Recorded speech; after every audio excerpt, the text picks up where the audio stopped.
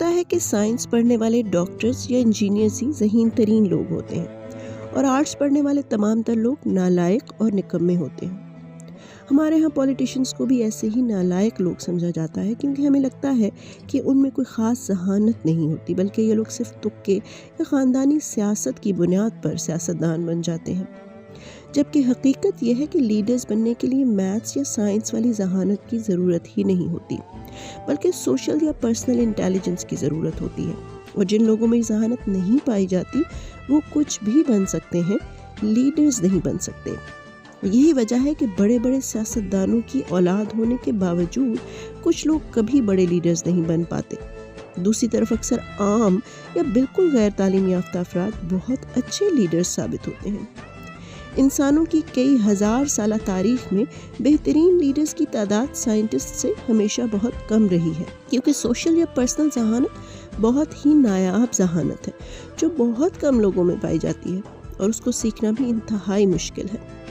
اس ذہانت کو Howard Gardner نے انٹرا پرسنل یعنی خود کو سمجھنے کی ذہانت اور انٹر پرسنل یعنی دوسروں کو سمجھنے کی ذہانت کا نام دیا ہے۔ انٹرا پرسنل انٹیلیجنس دراصل اپنے آپ کو، اپنے احساسات، خوبیوں اور خامیوں، اپنے جذبات اور اپنی ذات کو بہترین طریقے سے سمجھنے کا نام ہے۔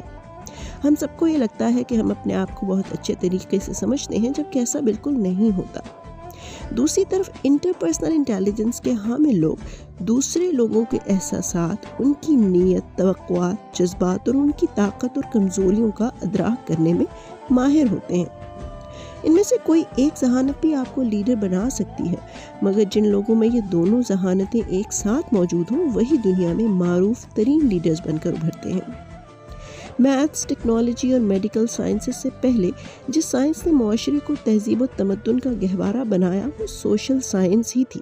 ڈیموکریسی، عدالتی نظام، تعلیم اور صحت کے اداروں سے لے کر آباد کاری، شہری نظام زندگی اور سائنس اور ٹیکنالوجی کے استعمال تک سب کچھ بنیادی طور پر سوشل سائنس اور لیڈرز کا کمال ہے۔ جنگوں اور آفات کے دوران لوگوں کا مورال بلند رکھنے، قبیلوں کو جوڑے رکھنے، کسی بڑے مقصد کے لیے مل جل کر جدوجہد کرنے، اپنے ملک یا قوم کو معاشرے میں عزت اور مقام دلوانے، اپنے لوگوں کے معیار زندگی کو بلند کرنے اور معاشرے کو شعور عطا کرنے کے لیے کسی راکٹ سائنس کی نہیں بلکہ لوگوں کو سمجھنے اور ان کی صلاحیت کے مطابق ان کو معاشرے میں کارآمد رول دینے اور ان لوگوں سے کام لینے کی صلاحیت درکار ہوتی ہے جو لیڈرز ہی کر سکتے ہیں، سائنٹسٹ نہیں کر سکتے۔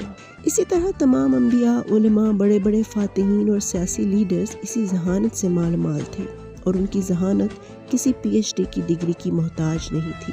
یاد رہے، لیڈرز بننے کا مطلب پولیٹیشین بننا ہی نہیں ہے۔ گھر کو بھی اگر اچھا لیڈر میسر نہ ہو تو خاندان بکھر کر رہ جاتا ہے۔ اسی طرح ادارے میں ایک اچھے لیڈر کی ضرورت ہوتی ہے جو اس ادارے کو کامیابی سے چلا سکے۔ اس کے علاوہ شعراء، مصنفین، سوشل ورکرز، ماہرین نفسیات، ٹیچرز، حتیٰ کہ والدین میں بھی انٹرپرسنل یا انٹراپرسنل ذہانت پائی جاتی ہے، مگر ظاہر ہے جن افراد میں یہ ذہانت زیادہ ہوتی ہے وہی ان فیلڈز میں زیادہ کامیابی حاصل کرتے ہیں۔ لیڈرشپ کوالٹیز کے حامل افراد اپنے آپ کو دوسروں کی جگہ رکھ کر ان کی تکلیف کا اندازہ لگا سکتے ہیں، لوگوں کی کمزوریاں سمجھ کر ان کو طاقت میں بدل سکتے ہیں، لوگوں کو ان کی قابلیت کے مطابق یوٹیلائز کر سکتے ہیں، لوگوں کو موٹیویٹ کرنا، ان کی توقعات کو سمجھنا، ان کی ضروریات کے مطابق ان سے ڈیل کرنا، دوسروں کی پسند ناپسند اور ان کے ذہنی معیار کے مطابق ان سے گفتگو کرنا عام ذہانت کے افراد کا کام نہیں ہے۔ کیا آپ نے کبھی آبزرو کیا ہے کہ اسکول میں لائق ترین بچے اکثر کلاس کو کنٹرول نہیں کر پاتے، مگر ایک شرارتی یا اسکول کی نظر میں نالائق سمجھا جانے والا بچہ زیادہ اچھا مانیٹر ثابت ہوتا ہے؟ مگر المیہ یہ ہے کہ ہمارے ہاں اسکول میں بچوں کو مانیٹر، پریفیکٹ یا پروکٹر بناتے وقت بھی بچوں کی رپورٹ کارڈ پر لگے نمبرز دیکھے جاتے ہیں، اور وہ بچے جن میں حد سے زیادہ لیڈرشپ کوالٹی پائی جاتی ہے ان کو نالائق کہہ کر سائڈ پر کر دیا جاتا ہے۔ آئیے دیکھتے ہیں کہ وہ کون سی خوبیاں ہیں جن سے ہم اندازہ لگا سکتے ہیں کہ کن لوگوں میں یہ ذہانت زیادہ پائی جاتی ہے۔ سوشلی ذہین بچے بہت زیادہ خود اعتماد یعنی کانفیڈنٹ ہوتے ہیں، وہ بہت جلدی دوستی کر لیتے ہیں اور ان کا سوشل سرکل بہت بڑا ہوتا ہے، بچپن ہی سے اپنی بات منوانے اور لوگوں کو کنونس کرنے کی صلاحیت رکھتے ہیں۔ झगड़ों को सुलझाने और दोस्ती और रिश्ते दारी निभाने का फन जानते हैं। ऐसे बच्चों में क़ुव्वत फैसला इंतहाई ज़्यादा होती है।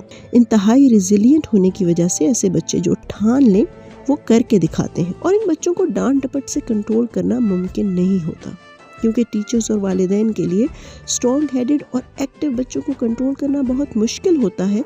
इसलिए सोशली इंटेलिजेंट बच्चे अक्सर नालायक या प्रॉब्लमैटिक समझे जाते हैं और पढ़ने में अच्छे हों या ना हो मगर क्लास में पसंदीदा बच्चे समझे जाते हैं, और हर कोई इन बच्चों का दोस्त बनना चाहता है। साइंस और रियाजी के बजाय ज़्यादातर ऐसे बच्चे ज़बान, लिटरेचर, राइटिंग और परफॉर्मिंग आर्ट में दिलचस्पी रखते हैं। मगर इंतहाई अफसोस का मकाम ये है कि इन तमाम तर खूबियों के बावजूद हमारे नाक़िस निज़ाम तालीम की वजह से ऐसे बच्चे किसी भी फील्ड में आगे नहीं बढ़ पाते।